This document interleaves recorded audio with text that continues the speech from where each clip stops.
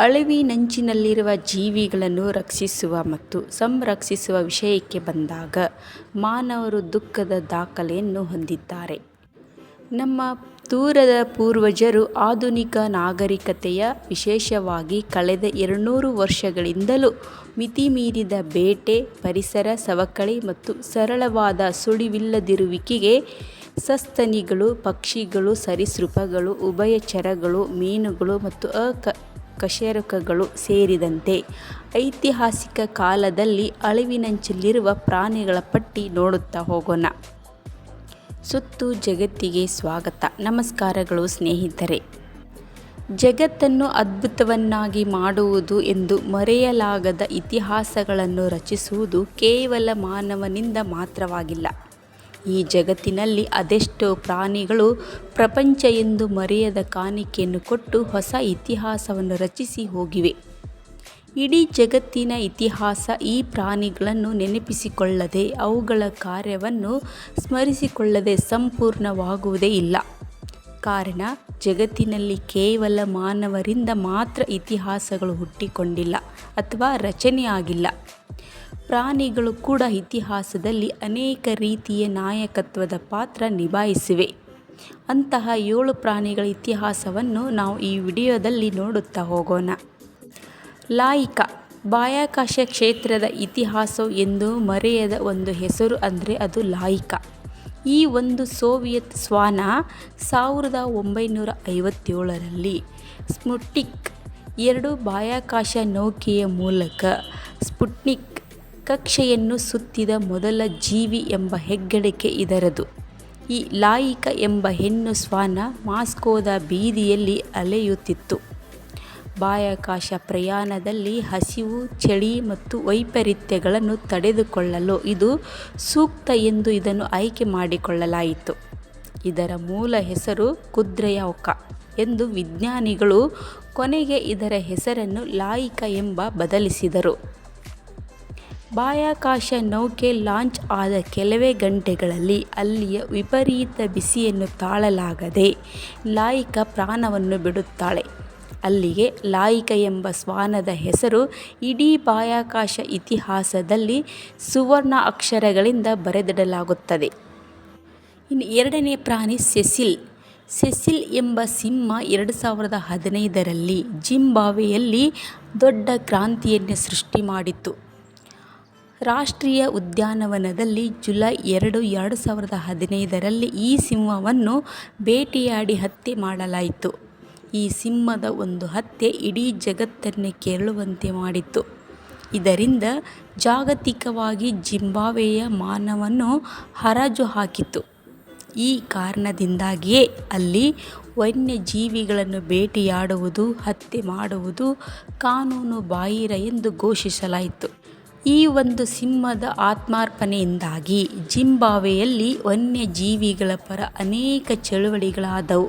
ವನ್ಯಜೀವಿಗಳ ರಕ್ಷಣೆಗೆ ಕಾಯ್ದೆಗಳು ಬಂದವು. 3ನೇ ಪ್ರಾಣಿ ಸಿಬಿಸ್ಕೇಟ್.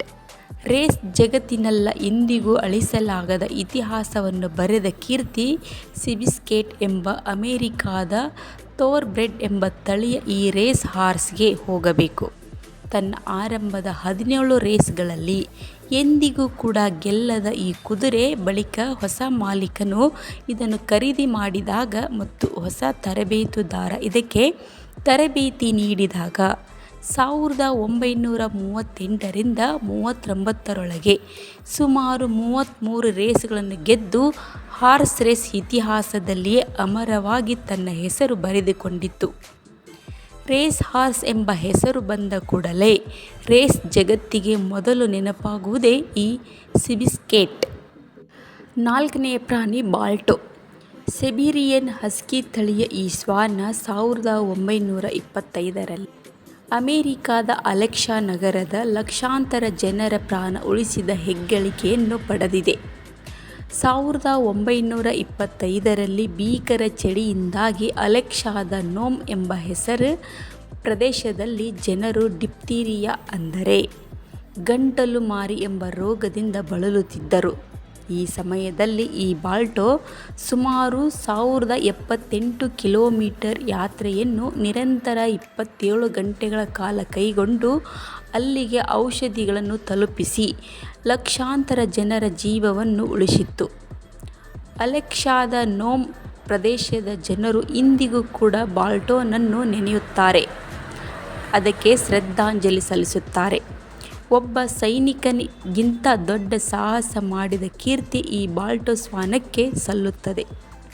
ಇದು ಔಷಧಿಯನ್ನು ತಲುಪಿಸಿದ ಕಾಲದಲ್ಲಿ ಆ ಸಮಯದಲ್ಲಿ ಅಲೆಕ್ಸಾದಲ್ಲಿದ್ದ ತಾಪಮಾನ 60 ಡಿಗ್ರಿ ಸೆಲ್ಸಿಯಸ್.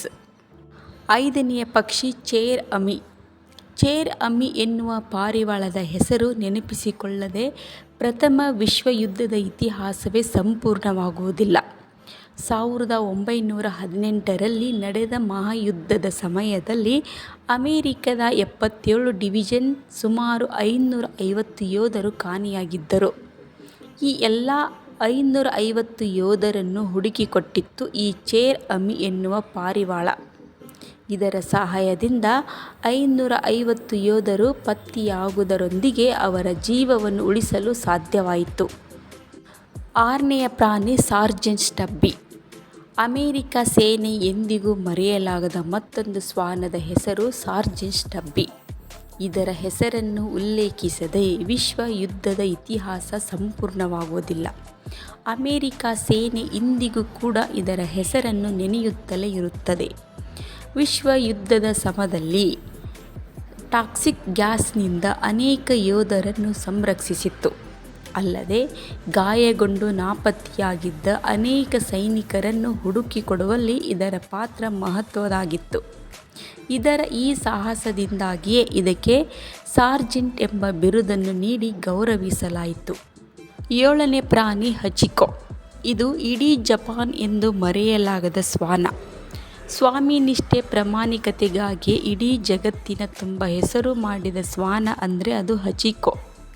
ಮೃತಪಟ್ಟ ತನ್ನ ಮಾಲೀಕನಿಗಾಗಿ ಕಾಯುತ್ತಲೇ ಪ್ರಾಣ ಬಿಟ್ಟ ಈ ಹಚಿಕೋ ನಿತ್ಯ ರೈಲ್ವೆ ಸ್ಟೇಷನ್ನಿನಿಂದ ತನ್ನ ಕೆಲಸಕ್ಕೆ ಹೋಗುತ್ತಿದ್ದ ಮಾಲೀಕನ ಜೊತೆ ಹೋಗಿ ಅವರು ಬರುವ ಸಮಯಕ್ಕೆ ಸರಿಯಾಗಿ ರೈಲ್ವೆ ಸ್ಟೇಷನ್ನಿಗೆ ಓಡಿ ಅವನನ್ನು ಕರೆದುಕೊಂಡು ಬರುವ ರೂಢಿಯಿತ್ತು. ಅಕಿತಾ ತಳಿಯ ಈ ಹಚಿಕೋ ಶ್ವಾನಕ್ಕೆ ಒಂದು ದಿನ ಇದರ ಮಾಲೀಕ ಹಿಡೆಸಾಬುರೋ ಉಮೆನೋ ಎಂಬ ಸಂಗೀತ ಶಿಕ್ಷಕ ಕಾಲೇಜಿನಲ್ಲಿಯೇ ಹೃದಯಾಘಾತವಾಗಿ ಮೃತಪಡುತ್ತಾರೆ. ಇತ್ತ ಹಚಿಕೋ ಅವನಿಗಾಗಿ ಕಾಯುತ್ತಲೇ ಇರುತ್ತದೆ.